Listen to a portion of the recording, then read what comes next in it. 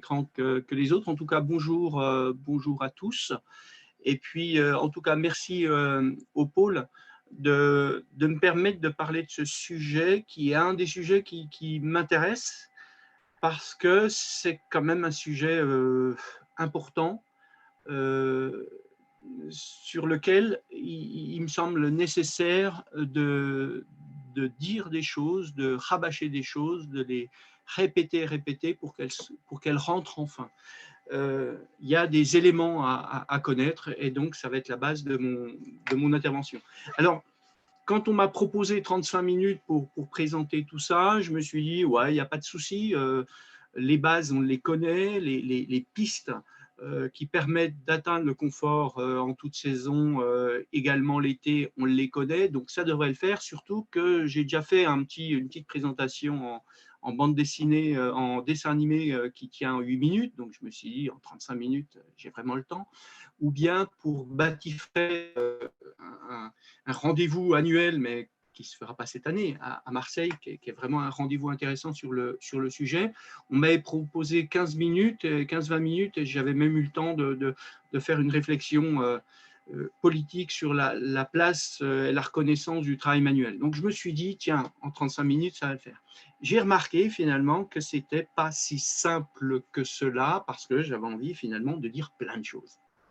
Alors, quelques évidences s'imposent en intro. Demain, il fera plus chaud. Alors là, je trouve ça personnellement plutôt sympathique, le fait qu'il fasse plutôt plus chaud sur l'année. J'ai déjà vu des échanges sur le chat. Je travaille, je me déplace beaucoup un peu partout en France, donc cette formation, j'allais dire, cette webconférence est tout aussi adaptée pour les gens du Sud que pour les gens de Bourgogne-Franche-Comté. Et en Bourgogne-Franche-Comté, l'été, on peut avoir très chaud. Le problème, c'est qu'on va avoir des périodes caniculaires de plus en plus nombreuses. Alors là, c'est plutôt mal vu, parce qu'avoir chaud, c'est bien, avoir très chaud, c'est moins intéressant. L'énergie sera plus chère, donc ça, pareil, un smiley qui fait un peu la tête. Et puis, un élément qui par contre, valeur lors de la conclusion, mais une évidence, quelle que soit la difficulté du sujet traité, si on ne le maîtrise pas, si on ne maîtrise pas les bases, cela semble être du chinois. Et je me suis amusé, pour l'anecdote, d'écrire confort d'été en chinois. Je ne parle pas chinois, je n'écris pas chinois, je suis allé sur Google Traduction.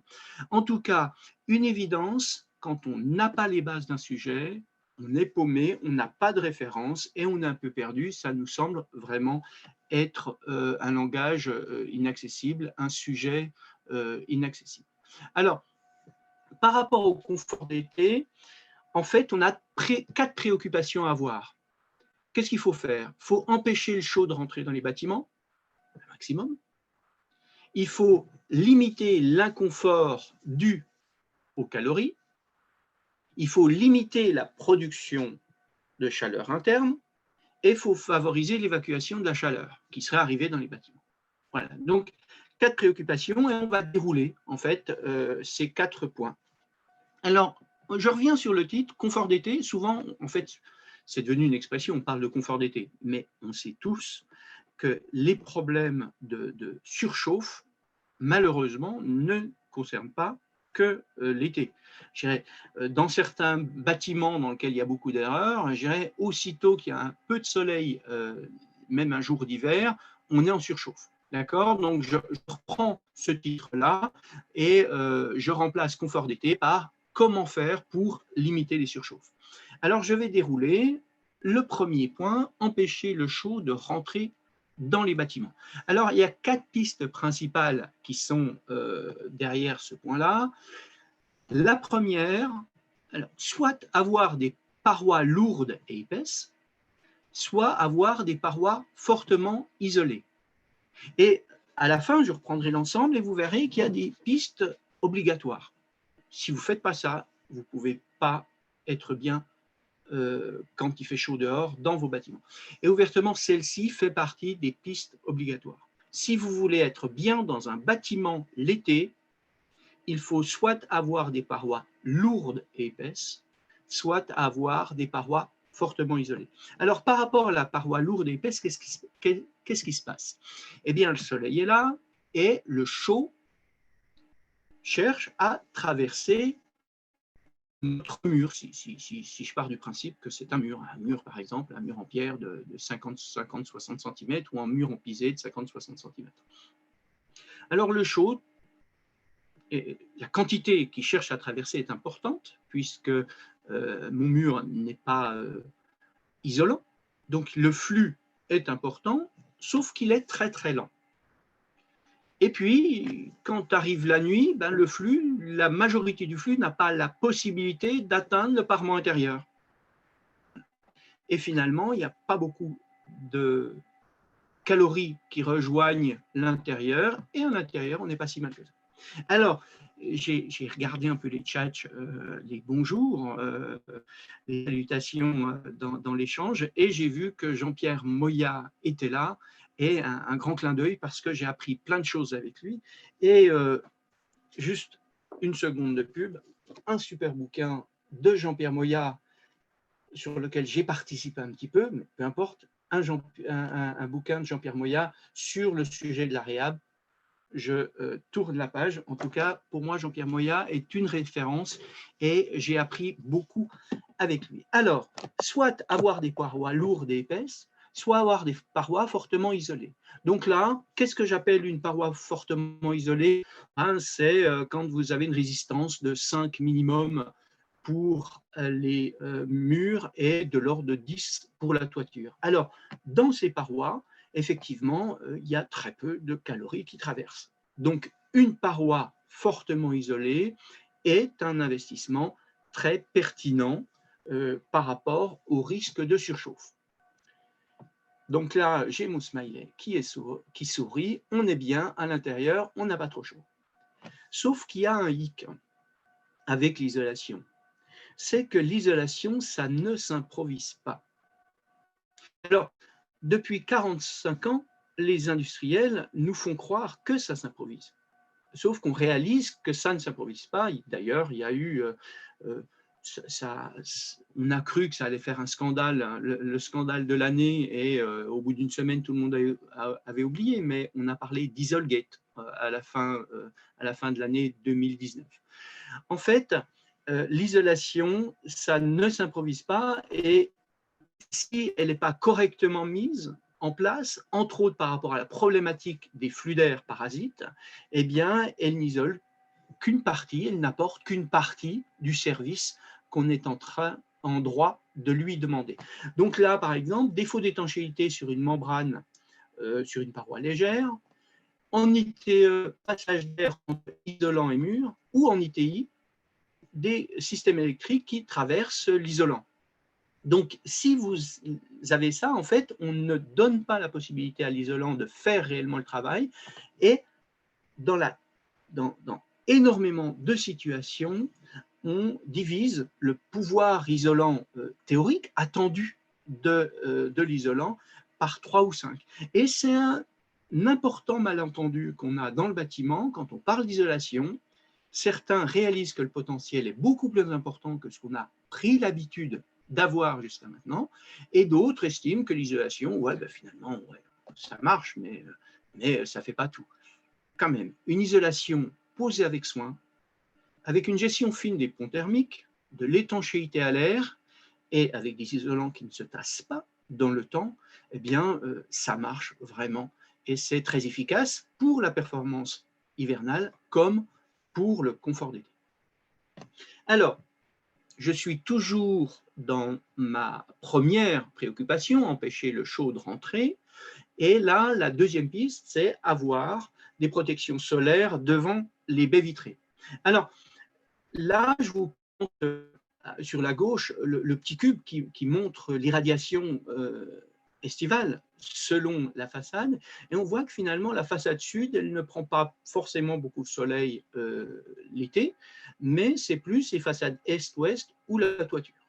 Et de fait, en fonction de la hauteur du soleil, on en déduit des types de protection solaire adaptés. Alors, je vous ai présenté là un cercle qui renseigne, qui est repris depuis en tout cas moi je le vois depuis 30 ans, le même, et puis qui présente sur la façade sud, entre sud-sud-est et sud-sud-ouest par exemple, une protection solaire de type casquette fait l'affaire.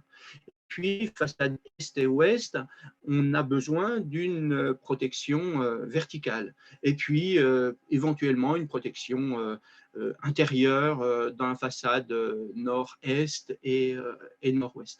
Alors, cette ronde, ce cercle de référence qui nous est proposé, on a tendance à l'oublier. Pourquoi? Parce qu'il se durcit et on a tendance à mettre des protections solaires sur l'ensemble des façades, y compris sur la façade nord. Et en préférence, là, je prends rarement, pour ne pas dire très très rarement, la réglementation thermique en référence, mais en l'occurrence, le guide de la protection solaire est une bonne base. Donc, il accompagne la RT 2012. C'est une bonne base aussi en réal. Alors, troisième piste vis-à-vis de l'objectif d'empêcher le chaud de rentrer, c'est ajuster la conception des bâtiments. Alors, je reprends mon cube qui montre l'irradiation selon la saison. Donc, le cube de droite, c'est celui qu'on a vu tout à l'heure qui montre les façades l'été, et le cube de gauche présente les façades l'hiver. Alors, la façade sud, on sait, principalement les personnes qui travaillent finement le bioclimatisme, mais je dirais c'est la façade idéale pour capter le soleil. Mais la façade l'été, ce sont d'autres façades, c'est la façade est-ouest et la toiture qui prennent plein pot. Donc on va pouvoir s'en inspirer fortement pour décider de la forme du bâtiment. Et là, vous avez différentes façons de placer 8 unités de logement, et selon la forme du bâtiment, eh bien, le logement sera plus sensible au surchauffe, plus au soleil d'été ou plus ouvert au soleil d'hiver. Donc, par exemple, F4, donc le quatrième petit schéma en partant de la gauche, capte 2 fois plus de soleil l'hiver en façade sud que F2. Et F4 reçoit 4 fois moins de soleil l'été en toiture que F3. Voilà. Donc, il y a déjà la courbe, la conception, la forme du bâtiment. Là, bien entendu, c'est lorsqu'on est en neuf. Et puis, dans ce souci d'ajuster la conception du bâtiment, il y a une invitation à limiter les surfaces vitrées. Là, vous avez un petit comparatif de la performance isolante d'une paroi. Donc, tout à gauche, vous avez les premiers doubles vitrages qui sont arrivés dans les années 70. Maintenant, plus à droite, vous avez la baie BBC. Donc, on a divisé par plus de 2 les déperditions. Vous avez même le triple vitrage qui peut aller plus loin. Là, j'ai mis 0,8, mais on peut descendre jusqu'à 0,6 sur les fenêtres actuelles, les fenêtres passives, par exemple. Et puis, à droite, les 2 données de droite, vous avez le mur BBC ou la toiture passive. Donc, on réalise que le vitrage, même s'il est très performant, parce que le triple vitrage et les baies BBC sont vraiment des baies performantes, en tout cas, on réalise que les baies vitrées, plus exactement, sont beaucoup plus déperditives que les parois opaques qui sont traitées avec les standards à prendre maintenant en référence. Donc, même si on arrêtait 100% du rayonnement, ce qui est impossible, eh bien, enregistrer qu'une baie vitrée de type BBC, qui est quand même une bonne base maintenant, un bon standard, c'est par exemple encore 5 fois plus conducteur qu'un mur BBC. Voilà. Donc, une invitation forte à limiter les vitrages qui sont un point faible par rapport au rayonnement solaire, par surchauffe, mais même si on arrête 100% du rayonnement solaire devant un vitrage, enregistré qu'il corresponde à la partie faible, fragile, déperditive de notre paroi. Alors, par rapport à ça, on a des seuils qui s'imposent. Un seuil de 15 à 20% de surface vitrée, dont au moins 40% sur la façade sud, c'est la règle générale. Les personnes qui ont une compétence affinée de ces sujets-là peuvent s'ouvrir plus. Voilà, donc ça demande quand même une étude, ça demande de la compétence, ça demande une étude, mais sur des projets bioclimatiques, on peut s'ouvrir plus, par exemple. Mais effectivement, plus on s'ouvre, plus il faudra se rattraper sur d'autres choses de telle façon à ce que ce point faible ne soit pas préjudiciable. Et si on s'ouvre, c'est entre autres pour optimiser le chauffage gratuit d'hiver.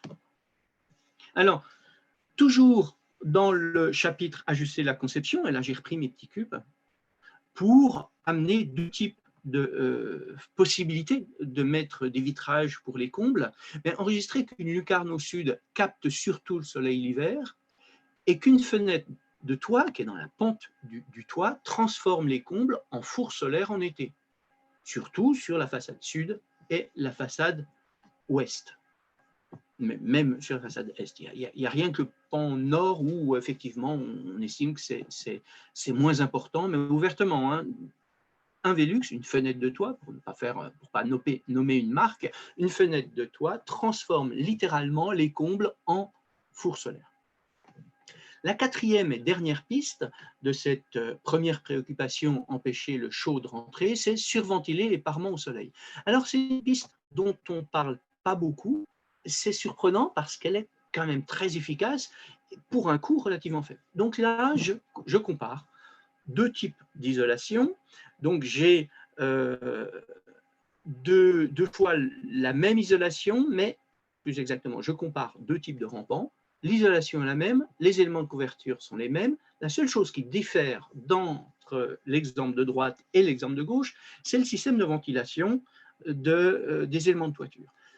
À gauche, vous avez la ventilation classique qui est demandée. C'est généralement une contrelade de 2 cm avec quelques chatières en bas, quelques chatières en haut, si je prends en référence des surfaces classiques en maison individuelle. Bien entendu, sur des grands bâtiments, on adaptera. En tout cas, cette ventilation des éléments de l'arrière-face, des éléments de couverture, est demandée pour gérer les potentiels risques de condensation, afin que ça ne génère pas de problèmes sur les éléments qui sont en dessous. Oui, on peut, dans l'exemple comme dans l'exemple de droite, finalement augmenter fortement. Dans l'exemple de droite, là, j'ai 6 à 10 cm, donc je remplace mon lito, ma contrelatte de 2 cm par un chevron de 6 à 10 cm. Je suis complètement ouvert au-dessus, c'est-à-dire que j'ai un fêtage ventilé, et en bas, j'ai une grille anti-rongeurs, de telle façon que les rongeurs et les insectes ne viennent pas, mais c'est très ouvert en bas, c'est très ouvert au-dessus. Eh bien, finalement, si je me projette ici dans on va dire, un milieu de matinée l'été, si je suis sur le pan sud, ou une fin de matinée à l'entre-saison, eh bien, vous vous dites que derrière les éléments de toiture, il peut faire 70-80 degrés dans l'exemple de gauche, et guère plus chaud qu'à l'extérieur dans l'exemple de droite. Eh bien, enregistrer, si vous n'avez pas enregistré l'information, c'est que la quantité de matériaux, de calories qui traversent un matériau est proportionnelle à la différence de température. À gauche, vous avez 50 degrés de différence entre le haut et le bas, et à droite, vous avez 25 degrés. Eh bien, vous aurez 2 fois moins de calories qui traverseront dans l'exemple de droite. Donc là, c'est la dernière des 4 solutions de cette grande famille, empêcher le chaud de rentrer. Alors, là, simplement un petit clin d'œil à Jean-Marie Hackett, avec qui je fais une formation sur confort d'été et construction bois, où il arrive à une conclusion, il dit simplement, avec son accent du Sud, simplement, on met le bâtiment à l'ombre. Eh ouais. Quand on se gare l'été, on cherche l'ombre pour sa voiture, on fabrique des matériaux, on construit des bâtiments et on ne pense pas à les mettre à l'ombre. C'est un peu ballot. Alors, ça c'est une diapo tirée de cette formation-là. On s'inspire du toit parasol entier. On fait en fait un parasol, on fait un toit, et entre le toit, entre l'élément qui supporte, qui prend le captage solaire et la couche isolante, on a un espace fortement ventilé. Et que faisait-on traditionnellement? Là, c'est une diapo que je présente dans mes formations sur la réhab. Et traditionnellement, l'espace, le grenier était laissé en espace tampon. Alors, les gens me disent souvent, ah, c'est difficile de créer des combles confortables l'été. Oui, c'est difficile, c'est possible. C'est possible, mais ce n'est pas simple. Traditionnellement, on n'habitait pas ces espaces-là. Et puis, surventiler les parements au soleil, des fois, ce n'est pas possible. Alors, on va jouer, on va actionner une piste moins pertinente, moins performante, mais qui peut l'être au regard de la stupidité de la situation originelle, c'est-à-dire qu'il n'y a rien de pire qu'une toiture terrasse chaude qui serait finie avec une couleur sombre, en noir par exemple, et effectivement, cet investissement de colorer, de mettre une couleur claire sur une petite terrasse, si possible une couleur avec une peinture réfléchissante, est un investissement qui ne permet pas d'assurer le confort d'été pour le bâtiment qui est en dessous, mais qui nous permet en tout cas de s'éloigner de la situation stupide dans laquelle on se trouve, c'est-à-dire en bas, en dessous, d'une terrasse, d'une toiture à terrasse chaude, noire, qui est en plein soleil. Alors, la deuxième piste consiste à limiter l'inconfort dû aux calories. Alors, une piste principale et des pistes pour un éventuel rafraîchissement. Une piste principale, elle fait référence à l'inertie intérieure. Alors, l'inertie intérieure fait référence à l'inertie qui est en contact avec les espaces de vie. Donc là, par exemple, j'ai une pièce à forte inertie intérieure, j'ai dessiné en gris, donc on sait que c'est du béton, mais en tout cas, c'est un matériau lourd qui est au sol, un matériau lourd qui est en mur, un matériau lourd qui est en plafond. Eh bien, que fait le soleil l'été quand il arrive dans une pièce comme ça? Eh bien,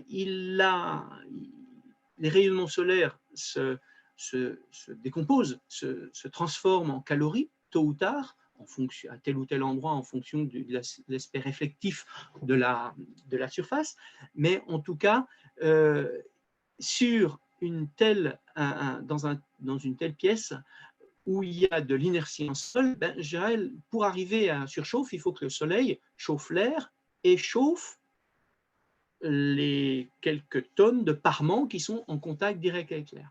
Donc, vous arriverez beaucoup plus difficilement à augmenter la température jusqu'à 26, 27, 28, 29 si vous avez quelques tonnes de matériaux à chauffer en même temps que les quelques dizaines de kilos d'air qui sont dans la pièce. Alors, cette piste-là, qui est très, très pertinente vis-à-vis de la problématique du confort d'été, est réellement valable seulement si vous avez la possibilité de surventiler la nuit. On va profiter de la chute de température nocturne pour surventiler. Donc là, on réalise qu'on n'est pas tous égaux face à ce potentiel de surventilation nocturne. Moi, j'ai passé mon enfance sur les plateaux franc-comtois, les hauts plateaux franc-comtois. Je peux vous dire que les journées d'été, il fait très très chaud, mais les nuits d'été, il fait frais. C'est la situation idéale pour surventiler. Plus on va dans le sud, moins c'est évident. Plus on se rapproche d'un centre urbain dense, moins c'est facile. Si vous avez un bâtiment traversant, c'est plutôt aisé. Si vous avez un logement qui n'est pas traversant ou des parties de bâtiments aménagés qui ne sont pas traversantes, c'est plus difficile. Donc là, effectivement, selon la situation, ce sera plus ou moins, ça s'improvisera ou pas. Et dans pas mal de situations, aussitôt qu'on s'éloigne de la situation idéale, eh bien, il y aura souvent besoin d'une étude fluide pour caler ce sujet-là. En tout cas, de toutes les pistes que je vais présenter là, j'ai bientôt terminé, de toutes les pistes que je présente là, c'est la seule qui ne fonctionne plus à des périodes caniculaires. Plus, ou en tout cas beaucoup moins. Toutes les autres, on garde un réel potentiel. La deuxième piste, créer des mouvements d'air ou avoir des parois plutôt fraîches, eh bien, on travaille entre autres avec des ventilos, des petits ventilateurs de plafond, des choses comme ça. On crée ce petit mouvement d'air. Et par rapport à ça, j'amène le diagramme de l'ambiance bioclimatique qui nous permet de comprendre où sont les zones de confort en fonction des éléments avec lesquels vous travaillez. Si vous ne connaissez rien au potentiel de l'inertie, des mouvements d'air, de l'humidification de l'air, eh bien, vous allez être coincé dans la zone centrale. Et aussitôt, vis-à-vis de l'approche surchauffe, aussitôt que vous dépassez 26 degrés, vous êtes en surchauffe, il vous faudra un système pour corriger la situation. Eh bien là, c'est la zone telle qu'elle augmente si je joue sur les mouvements d'air. C'est-à-dire que si je joue sur les mouvements d'air, je peux atteindre 31-32 degrés pour être dans la même situation que précédemment à 26. C'est-à-dire que je supporte une situation jusqu'à 31-32 degrés. Et là, autre situation, si je travaille sur l'inertie, le type de parement et des enduits clairs, je peux potentiellement monter jusqu'à 35-36 degrés.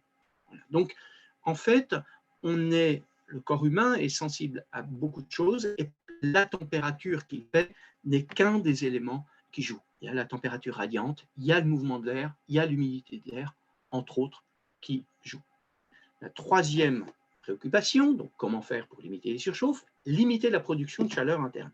Là, on retrouve des éléments de la conception, on a déjà parlé de la conception tout à l'heure, mais aussi des comportements adaptés. Alors, par rapport à la conception, ajuster l'organisation des espaces, voilà, entre autres, les espaces qui produisent de la chaleur, je dirais les éloigner des espaces de vie ou les isoler. Et souvent, on me dit, ouais, tu fais de la pub pour les archis. Alors, oui, en tout cas, archis ou maître d'œuvre, je trouve que dans la majorité des situations, nous avons besoin d'une ou d'un généraliste. Pour le confort d'été, c'est la même chose. Voilà, donc, en tout cas, pour réussir un confort d'été, le fait d'avoir un généraliste qui a des compétences en matière de conception aide fortement. Et puis, là, on se pose des questions vis-à-vis des équipements. Où est-ce que je place mon chauffe-eau? Où est-ce que je place mon congélateur? Ma machine à laver? Pour le tertiaire, où est-ce que je place mes imprimantes? Où est-ce que je place l'unité centrale? Quid du luminaire? Donc, il y a vraiment une réflexion à avoir sur les équipements, une réflexion forte à avoir sur les équipements. Limiter les apports internes du fait de comportements adaptés. Là, je vous laisse regarder. En tout cas, là, c'est une ventilation des apports internes en juin dans un bâtiment collectif.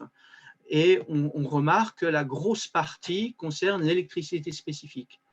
Il faut absolument ajuster nos comportements, ne choisir que des appareils performants, couper les veilles, etc. etc. C'est-à-dire qu'il faut aller à la chasse de ces petites sources parce que un petit peu fait que le verre déborde et ça y est, on ne supporte pas. La température, le confort d'été, on supporte. Le problème d'inconfort par surchauffe, on supporte, et à un moment donné, on ne supporte plus. C'est ce moment-là qu'il faut absolument éviter. Et puis, un petit clin d'œil à la cuisson que je ramène ici. Oui à la plancha, non à la cuisson four, l'été. La cuisson four, non, l'hiver, mais pas l'été.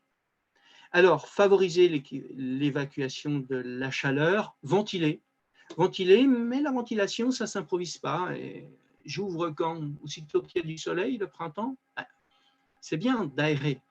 Ouvrir 10 minutes, un quart d'heure le matin, 10 minutes, un quart d'heure le soir, c'est génial. D'accord? Mais mettre en oscillobattant les jours de printemps où il fait chaud, pas forcément, parce que si vous ne chauffez pas la masse de votre bâtiment, eh bien, s'il fait froid de nouveau pendant une semaine, vous allez rallumer le chauffage. Donc, on va faire attention de ne pas trop ouvrir le bâtiment au début du printemps. En revanche, à la fin du printemps et l'été, on surventile, sauf les jours où il fait chaud, où là, les baies vitrées sont fermées toute la journée et sont ouvertes en grand la nuit. La surventilation nocturne, on en a parlé tout à l'heure, je ramène les diapoles. Parallèlement à ces pistes, qui ne concernent que le bâtiment, j'ai parlé que du bâtiment jusqu'à maintenant, il y a d'autres solutions qui concernent l'environnement, le quartier. J'écris en bleu, là, par exemple, les villes riches de parcs, d'arbres, de toitures végétalisées facilitent les espaces publics et privés, les espaces publics et privés facilitent le confort d'été de ces espaces-là. Et puis, un petit clin d'œil, là, un Télérama qui a fait, pour vous dire que c'est l'air du temps, fait sa couverture sur la ville plus nature, plus verte. Un bouquin qui n'est pas très connu de Dominique Gozin-Müller sur un essai intéressant à La Réunion. Et puis là, un lien pour une conférence super que j'ai suivie, une webconférence proposée par la Scope des Deux Rives, faite par Marc Barra sur la biodiversité en ville. Alors, on récapitule. Parois lourdes et isolées, obligatoire. Soit lourde et épaisse, soit isolée. Protection solaire des baies, obligatoire. Ajuster la conception, entre autres limiter les vitrages, obligatoire. Surventiler les parements en fonction des projets, mais la toiture sud, quasi obligatoire, les façades est et ouest, c'est très tentant. L'inertie intérieure, ça dépendra du projet, du potentiel de surventilation nocturne. En tout cas, c'est toujours une bonne piste. Ajuster la conception en interne, obligatoire. Ajuster ses comportements, obligatoire. Surventiler la nuit, eh bien, ça sera plus ou moins facile, possible d'optimiser cette piste-là. Je n'ai parlé que des pistes les plus importantes, les principales. Elles permettent de faire des bâtiments très confortables en toute saison. Il y a d'autres pistes possibles quand les pistes obligatoires ne sont pas accessibles. Donc, je n'ai pas fait la liste exhaustive de toutes les pistes possibles. J'ai eu en préoccupation d'insister sur les pistes très pertinentes, très performantes vis-à-vis de notre problématique de confort d'été. Donc, peut-être que certains sont frustrés. On a le temps d'échanger dans le temps qui nous reste. Système de rafraîchissement, pour finir. Si vous avez des doutes vis-à-vis des risques de surchauffe, faites réaliser une simulation thermique dynamique, mais pas avec le climat actuel, avec le climat de 2030, 2040, 2050. Et si après, vous avez encore des doutes, eh bien, faites tout pour faciliter la pose d'un système de rafraîchissement. Soit vous le posez, soit vous faites tout afin qu'il soit facile à installer. Sinon, qu'est-ce qui va se faire? Ben, les utilisateurs vont installer la clim. Alors, dans le système de rafraîchissement, vous avez les brasseurs d'air, les puits climatiques, les puits hydrauliques, les systèmes de circulation d'eau tempérée, les brumisateurs. Je mets en avant, moi, les circulations d'eau tempérée et la VMC avec système adiabatique, qui sont quand même deux systèmes qui ont tendance à séduire dans la majorité des cas. Et puis pour la clim, pour les 4% qui ont répondu au sondage à clim, enregistrer que la clim est au système de rafraîchissement, ce que le convecteur électrique est au chauffage. La solution la pire d'un point de vue confort et bilan énergétique. En mot d'ordre, tout sauf la clim. Je reprends la conclusion là, sur l'ensemble de ces principales pistes. Une seule ne fonctionne pas en canicule, la surventilation nocturne. Voilà, donc on ne peut pas brandir la problématique de la canicule pour dire on ne peut rien faire. Et une seule ne fonctionne pas en construction bois, les parois lourdes et épaisses. Voilà, donc j'insiste là-dessus parce qu'en France, on nous fait croire que la construction bois, par essence, ne serait pas confortable l'été. Si vous réussissez, si vous avez une isolation qui isole réellement dans une paroi bois, la construction bois, un bâtiment bois peut être confortable l'été. En chinois, voilà ce que ça donne, confort d'été. On est un peu perdu, ce n'est pas facile de comprendre. En français, avec une explication, c'est ce que je vous ai présenté. J'espère que ça paraît plus accessible. Limiter fortement les surchauffes est-il complexe? N'est-ce pas d'abord et avant tout parce que nous ne maîtrisons pas le sujet, qu'on est un peu perdu sur le sujet? Et puis, cette réalité ne peut-elle pas s'expliquer, entre autres, parce que ce point, la problématique des surchauffes, n'est pas explicitement notifié dans les commandes? Ça commence à l'être. Souvent, les acteurs sont un peu désemparés. C'est bien que les maîtres d'ouvrage aient des exigences fortes par rapport à ça. 3 bouquins gratuits, en plus, téléchargeables, 3 documents sur le confort d'été. Je vous invite à les visionner. Un petit coup de pub là, entre autres, sur mes bouquins et sur le site Arcane, qui aura, je profite de la conférence là pour mettre en ligne une page dédiée et avec la petite vidéo dessinée sur confort d'été, je pense pouvoir faire ça d'ici la fin de la semaine. Et puis, je reviens sur les 4 points. Une rénovation énergétique est-elle forcément confortable en toute saison? Pas évident. Si vous actionnez les choix générant des bâtiments limitant les surchauffes, oui, sinon, non. Isoler protège-t-il obligatoirement de la chaleur estivale? Normalement, oui, mais je l'ai dit tout à l'heure, la pose d'une isolation ne s'improvise pas. Parce que si vous avez une isolation, mais qu'elle ne fait qu'une partie, qu'un quart du job, bah, elle va faire un quart du job l'hiver, mais aussi l'été. Et puis, isoler peut contrarier une performance finalement pas si mauvaise du bâtiment dans son état originel. Donc attention, quand on parle d'isolation, attention à la compréhension du bâtiment dans son comportement inertiel. Comment composer avec l'inertie? Et d'ailleurs, c'est quoi l'inertie? Composer l'inertie déjà, d'abord et avant tout, par des parements intérieurs lourds et épais de plusieurs centimètres. C'est déjà la première pertinence d'une inertie vis-à-vis de notre problématique de confort d'été. Quelles sont les solutions pour préserver le confort d'été sans recourir à un système de rafraîchissement? Eh bien, ce sont les 8 principales pistes que j'ai présentées là, qui sont calées derrière 4 préoccupations. 1. Empêcher le chaud de rentrer.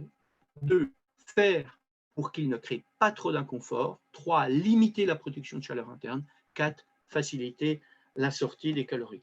Je réalise, en regardant l'heure, que j'ai mangé plus de temps. Je m'en excuse platement. Je pensais que c'était jouable en 5 à 10 minutes. Je me ferai tirer les oreilles par Antonin, mais il est poli, il ne va pas le faire en direct. Mais bon, je m'étais engagé à tenir 35 minutes. J'ai fait, je crois, plus de 40. Ouais, merci d'avoir écouté pour ceux qui ont tenu jusqu'à maintenant et je suis disponible pour des échanges suite à cette présentation générique de la problématique des surchauffes d'été, des surchauffes.